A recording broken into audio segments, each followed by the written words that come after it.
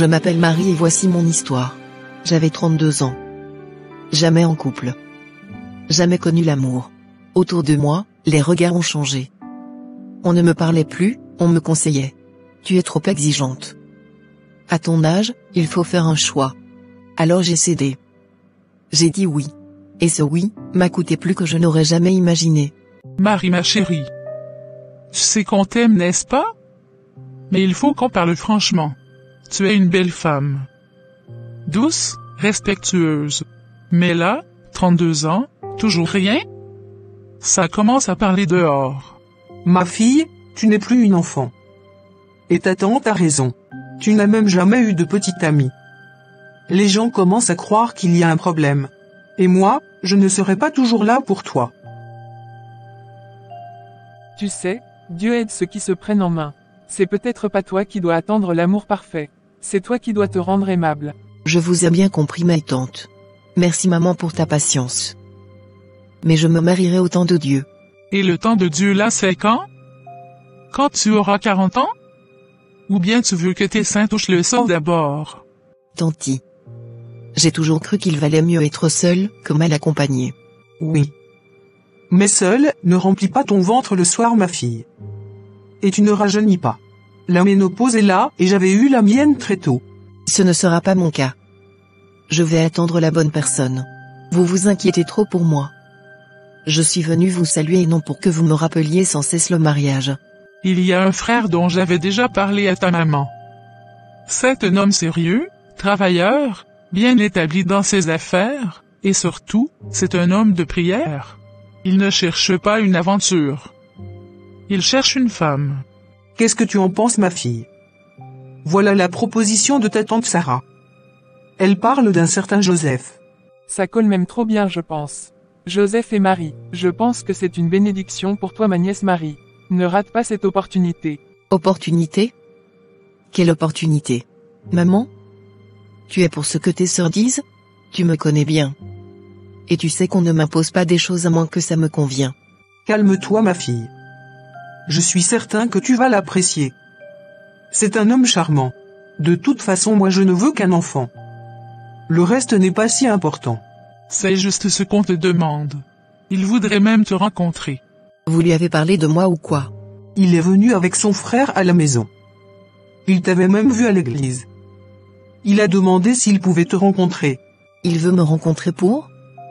Quand il m'avait vu à l'église, il était muet pour m'aborder directement?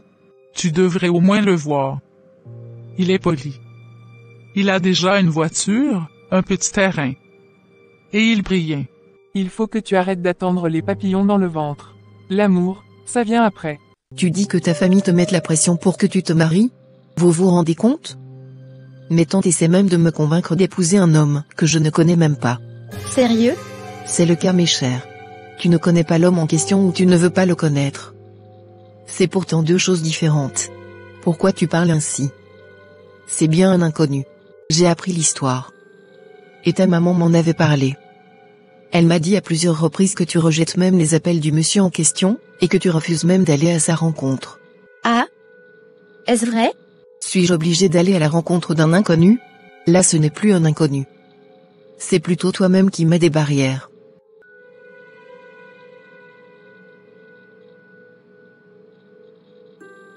Ma chérie.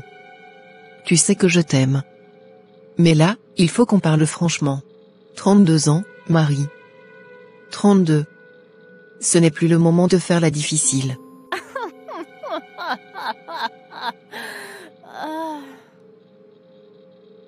Difficile?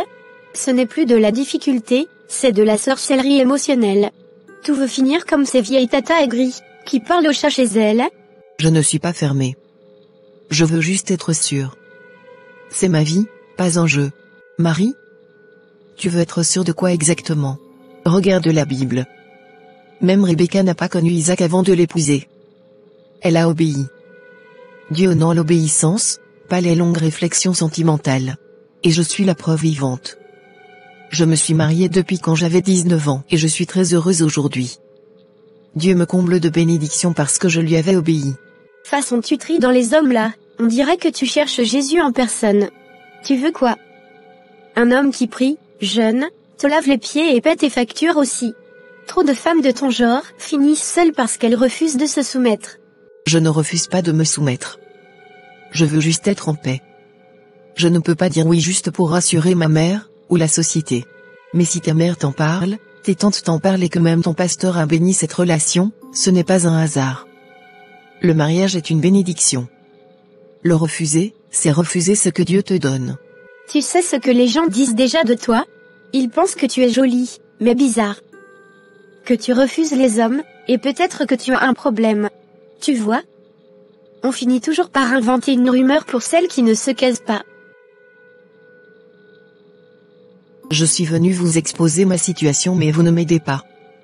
On dirait que vous êtes tous en train de me mettre la pression. On ne te met pas la pression. On te dit plutôt la vérité parce qu'on t'aime. On veut juste ton bonheur. Exactement. Il faut que tu te conformes aux normes de la société.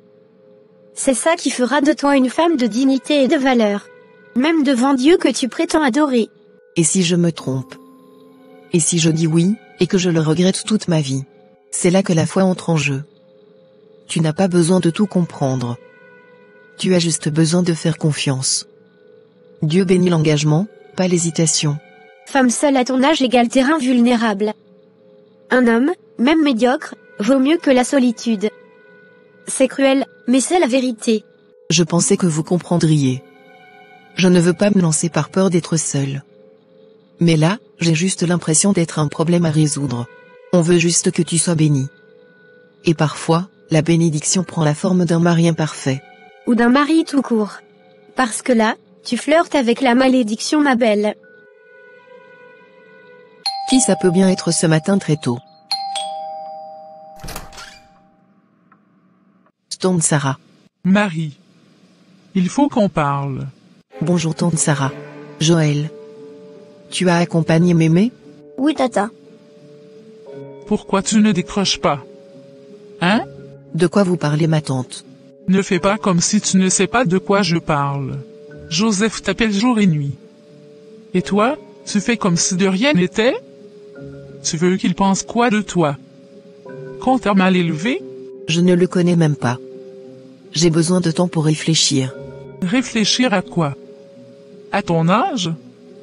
Tu crois que c'est à 40 ans qu'on va te chercher un mari encore? Le frère est bien. Il prie, il travaille. Il est prêt pour le mariage, et toi tu fuis? Je ne fuis pas. C'est juste que je ne suis pas sûre. Je veux faire les choses bien.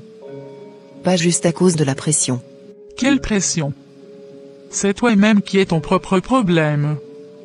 Tu veux quoi? Un ange descendu du ciel?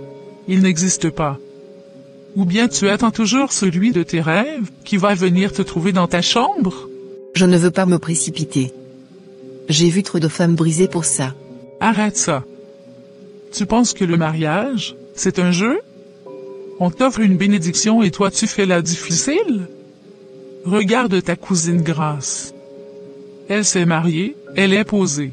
Même Léontine, avec son caractère, a trouvé chaussure à son pied. Mais toi, toujours à faire la princesse spirituelle. Joël chéri. Tu peux m'aider à prendre mon portable sur la table au salon? Quelqu'un m'appelle. D'accord, tata. Ah! Donc tu ne peux pas faire des enfants, mais tu peux déjà commander ceux des autres. Tu refuses le mariage, mais tu veux avoir autorité sur les enfants d'autrui. Toi aussi fais tes propres enfants. Ou bien tu es Lélé. Tu nous caches ça depuis tout ce temps? Parce que si tu es Lélé, il faut nous dire rien. Faut pas nous faire perdre notre temps. Et surtout, faut pas gâter le nom de notre famille. Mais pourquoi vous me parlez ainsi ma tante? Pourquoi? Est-ce que ce que vous me dites est digne d'une chrétienne que je suis?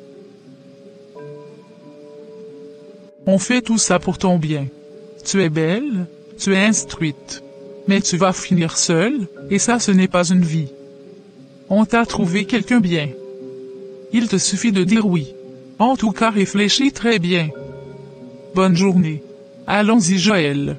Qu'est-ce que j'ai fait pour mériter tout ça? Je suis fatiguée. Madame la DRH. Cette fille Marie n'est pas encore là? Ou bien elle n'est plus disponible? Elle est là. Je vais la faire venir. Venez avec moi, Marie. D'accord. J'espère que vous avez un exemplaire de votre CV sur vous. Oui, je l'ai.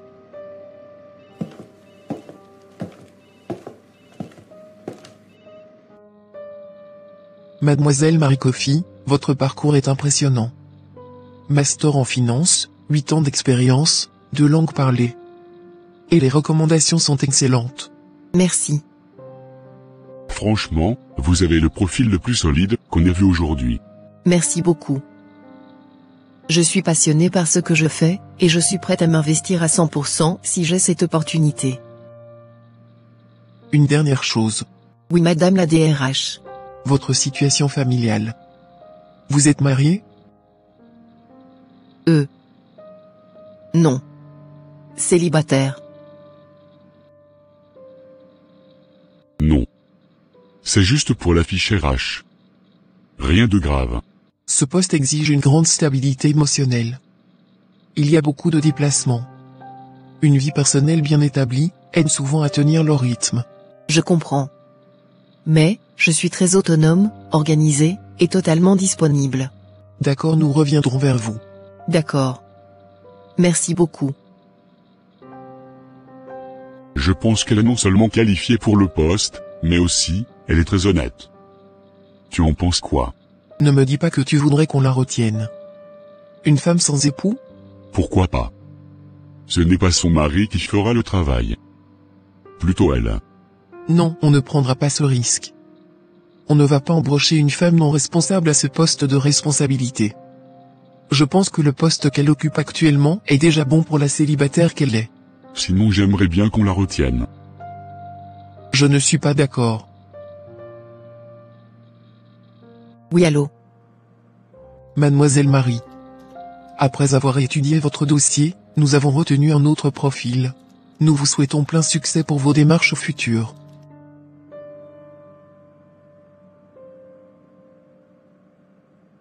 Pourquoi, Seigneur? Pourquoi, toujours moi? J'ai tout fait comme il faut. J'ai prié, j'ai jeûné. J'ai refusé de coucher pour réussir. J'ai dit non à des propositions douteuses. J'ai tenu, Seigneur. Mais jusqu'à quand?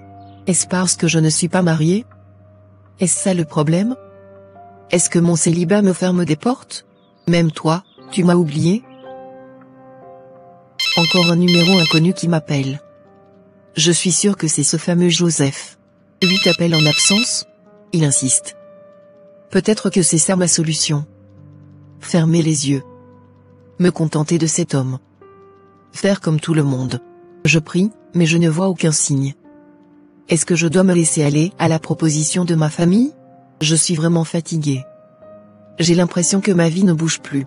Et peut-être tout ça parce que je ne suis pas mariée. Peut-être Adonis et Rose avaient raison. À force d'être célibataire, je deviens maudite.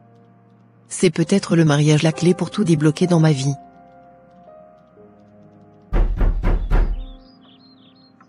Qui est-ce? C'est moi, Marie. Ouvre-moi s'il te plaît. La porte est ouverte, maman. Tu peux venir. Tu veux déjà rentrer chez toi? Maman. Tes sœurs te réclament déjà ou bien? Tu n'as pas dormi, ma fille. J'ai dormi. Du mieux que je pouvais. Ta tante Sarah m'a dit que tu as toujours refusé de parler à Joseph. Que tu ne réponds pas à ses appels. Tu sais, je ne suis pas là pour te forcer. Mais je vois ma fille dépérir à petit feu. Et ça me fait mal. Je suis juste fatiguée, maman. Fatiguée d'essayer. Fatiguée de faire semblant d'être forte. Et tu crois que moi je suis forte, tous les jours? On tient, parce qu'on aime. Parce qu'on espère. Joseph n'est pas un magicien.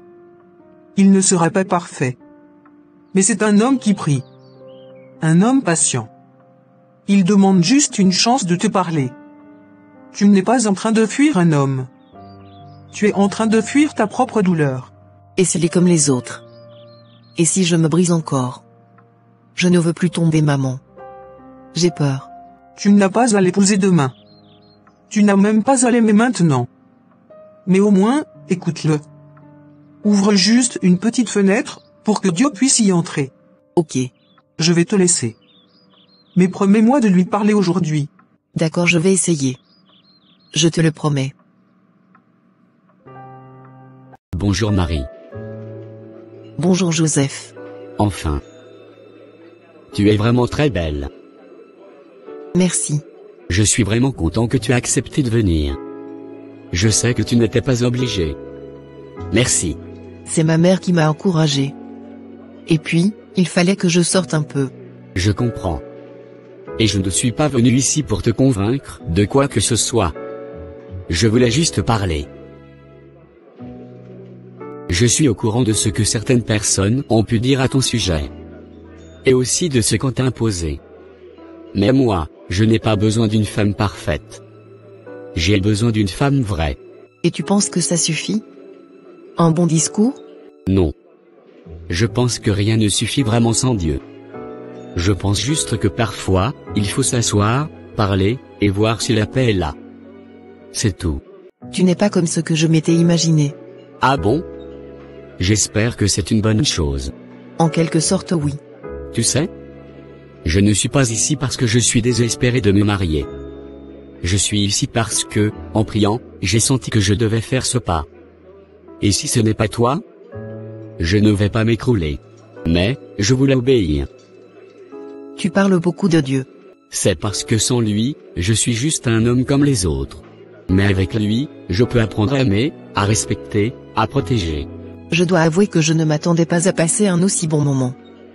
Je m'étais préparé à tout sauf à ça. À quoi exactement? Un homme avec 3 dents en moins, et des discussions sur l'apocalypse? Presque. Mais plus sérieusement, je m'attendais à quelqu'un de froid, rigide. Tu vois? Ce genre d'homme qui parle mariage comme on parle business. Tu n'es pas du tout comme ça. Je pense qu'on a assez de rigidité dans ce monde. Ce que Dieu construit commence par la paix. Même dans une simple discussion. Tu sais, j'ai appris à ne pas brusquer ce que Dieu peut être en train d'apaiser. Je sens que tu as traversé des choses. Je ne sais pas quoi, et je ne te demanderai pas. Mais je respecte ton rythme. Tu n'as rien à prouver. Merci. Ça fait du bien à entendre. J'ai longtemps cru qu'un homme bien devait forcément venir avec pression, exigence, ou supériorité spirituelle. Mais là, je me sens écouté. C'est nouveau. Dieu ne nous parle pas toujours dans le tonnerre. Parfois, c'est dans le silence et la douceur qu'il restaure. On ne va pas brûler les étapes. Mais si tu le veux bien, on peut continuer à se connaître, sans étiquette, sans obligation. Juste dans la lumière. Dans la lumière. J'aime bien ça. Tu veux que je te raccompagne? Non. Je préfère marcher un peu. Ça me fera du bien de réfléchir. Je comprends. Je prierai pour toi ce soir. Même si tu ne réponds plus jamais à mes messages, je prierai que Dieu restaure tout ce qui a été brisé. Merci Joseph. Seigneur, je t'ai souvent demandé de me parler. De me guider. Mais là, je ne sais plus. Est-ce que c'est toi qui réponds à mes prières à travers ces gens? Ou est-ce moi qui me convainc, parce que j'ai peur? Joseph est gentil. Il parle bien, il respecte. Je n'ai pas eu le coup de foudre, non. Mais peut-être que ce n'est pas ça l'amour. Peut-être que l'amour vient après l'obéissance. Je n'ai vraiment pas envie de tout gâcher, ou de passer à côté d'une chance. Seigneur, si c'est un piège, sauve-moi. Mais si c'est toi, donne-moi la paix. Je veux t'obéir, pas céder à la peur. Amen. Merci de m'avoir avancé un peu. C'est très gentil. Je t'en prie Marie, c'est un plaisir pour moi. Je peux te ramener jusqu'à la maison, si ça ne te gêne pas. Non, c'est bon. Je ne vais pas trop demander. En plus, la célébration d'aujourd'hui a été plus longue que d'habitude. Je te laisse aller te reposer. Je suis juste à quelques pas d'ici. Ok.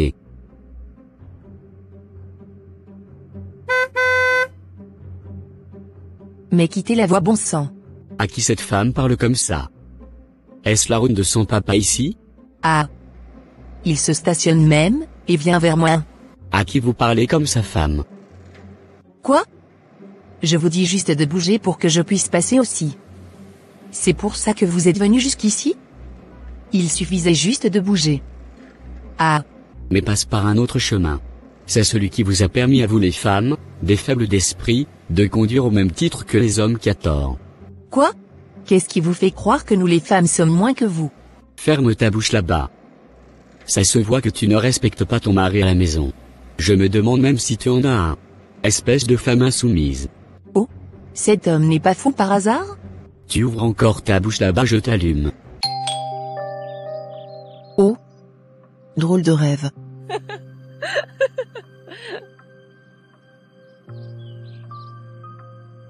Mais je ne me suis jamais monté dans la voiture de Joseph. En plus, ce Joseph que je connais, est très respectueux pour se comporter comme ça vis-à-vis d'une femme. C'est juste un rêve sans tête ni queue. J'irai voir qui est à la porte. Joseph? Tu as l'air vraiment surprise. Ou bien je ne suis pas le bienvenu? Non, ce n'est pas ça. Juste que je ne m'attendais pas à te voir chez moi. Et je ne savais pas que tu connaissais ma maison. La ville est petite. C'est très facile de retrouver une maison dans laquelle se cache un trésor comme toi. Drôle de coïncidence. Je viens même de faire un rêve sur toi. On dirait que je savais que tu venais. Vraiment? Raconte. Ce n'est rien d'intéressant. Ne reste pas là. Viens. Merci. Attends. Reprends-moi ça doucement. Tu dis que tu passes de bons moments avec lui? Oui, je ne m'y attendais pas du tout. Il est simple, respectueux, gentil. Même drôle. Rien à voir avec ce que je m'imaginais. Ah. Tu vois. Quand on t'a dit qu'il était bien, tu doutais. Mais regarde Dieu travailler. Il va te surprendre. Vous avez sûrement raison. Tu commences déjà par l'aimer, je suppose. Je ne l'aime pas encore. Mais, je ressens une forme de paix. Ma chérie, écoute. Parfois, l'amour ne vient pas comme une explosion, mais comme une graine. Et tu sais quoi? Je pense que tu es en train de faire le bon choix. Ne regarde pas derrière. Tu avances enfin. Tu crois que c'est la volonté de Dieu pour moi tout ça? Je crois que Dieu t'a montré un homme pas parfait, mais réel. Et toi, tu commences à guérir. Saisis cette saison. Tu as raison. J'ai accepté la proposition de Joseph. On sort ensemble depuis un moment déjà. Vraiment? Enfin. Alléluia. Voilà la fille de Dieu. Tu verras ma fille, il va te rendre heureuse. Je suis fier de toi. Tu ne peux pas savoir combien j'ai prié pour ce jour. Elle a enfin compris que Dieu passe aussi par les anciens. On ne peut pas vivre sa vie comme si on était plus sage que tout le monde. Comment tu te sens toi-même? Tu l'aimes? Je ne sais pas encore. Le temps nous le dira. Mais je me sens mieux. Là, tu es sur le chemin de la vraie bénédiction. Et les choses ont évolué si vite. Entre Marie et Joseph, ce fut comme un conte de fées. Pas de passion brûlante, mais un calme presque rassurant. 3 mois plus tard, ils étaient mariés. Tout le monde était heureux. Tout semblait parfait. Mais, était-ce vraiment l'œuvre de Dieu? Tu regardes quoi là? On dirait que ça te fait rire. Rien, c'est juste une vidéo drôle. Un truc entre potes. Ok, je vois. Tu devrais faire un travail sur ton ordinateur, tu m'avais dit. Ah oui. Tu as raison. J'y vais prendre mon PC. Ok. On dirait que quelqu'un l'appelle. Tu regardes quoi là? On dirait que quelqu'un t'a bipé. Ou peut-être un message. Et tu regardes? Non, je n'ai pas regardé, chérie. J'ai juste entendu le son, et vu la lumière. Mais j'aurais pu te l'apporter si je savais que c'était une urgence. M'apporter quoi? Tu crois que tu peux fouiller mon téléphone comme ça? On n'est pas dans un interrogatoire ici. Oh, mon chéri. Tu t'emportes pour rien. Je n'ai rien fouillé. Je l'ai même pas touché. Tu me parles comme si j'étais une espionne. Je n'aime pas les femmes curieuses. Si tu veux vivre longtemps avec moi, faut apprendre à rester à ta place. Ne te fâche pas, mon amour. Excuse-moi. Je serai dans ma chambre. Bonne nuit. Et apprends à respecter ton mari. C'est arrivé là-bas? Il s'enflamme juste pour ça? Mais c'est bizarre. Est-ce que je lui ai fait quelque chose? Ou bien j'ai mal agi sans m'en rendre compte? Oui, t'inquiète. C'est la femme qui cuisine aujourd'hui. Elle veut marquer des points, je crois. Bon, j'arrive. Je te rappelle après. À plus. Bonne arrivée mon amour. Merci. C'est à qui? Quoi? Quelle est cette question? Dois-je prendre des permissions chez toi avant de discuter au téléphone? Désolé chérie. Comme vous semblez parler de moi, c'est pour cela que j'ai demandé. Donc tu es la seule femme au monde? On ne peut plus appeler le mot femme au téléphone? Ah? Désolé mon amour. Ne te fâche pas. Voilà riz sauce graine comme tu aimes. Et un peu de piment à part. Je me suis dit que tu serais content. Ok. J'aimerais bien manger ensemble avec toi aujourd'hui, si tu le permets. Qui va manger avec une femme dans la même assiette? Tu veux me maudire? Jamais. Va te servir à part. D'accord.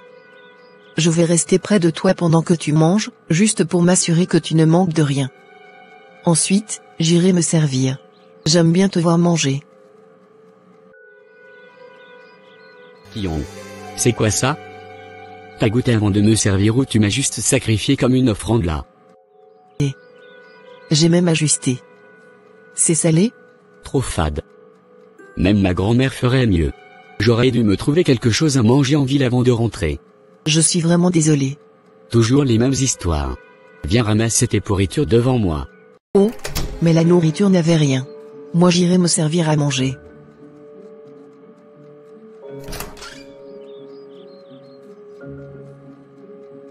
Donc avec tout ce que je dis, tu oses manger? Quel genre de femme es-tu? Ah, tu veux que je fasse comment maintenant? Tu as dit que c'est fade dans ta bouche, non? Moi j'ai faim. Voilà les femmes dont on parle. Ton mari ne mange pas, et toi tu oses manger. Dis-moi ce que je dois faire maintenant, Joseph. Peut-être que toi tu n'as pas de l'appétit. Moi j'ai faim. Tu continues de manger? Tu ne sais pas que tu dois te lever pour me préparer autre chose? Tu veux un autre plat fade peut-être? Je pensais que tu étais sorti trouver mieux. Quoi? Les restaurants ont fermé ou comment? C'est à moi que tu poses cette question? Bon, dis-moi ce que tu veux manger maintenant mon chéri. Je vais essayer d'être rapide. Tu pourras aussi m'aider pour que ce soit à ton goût. Suis-je ton cuisinier?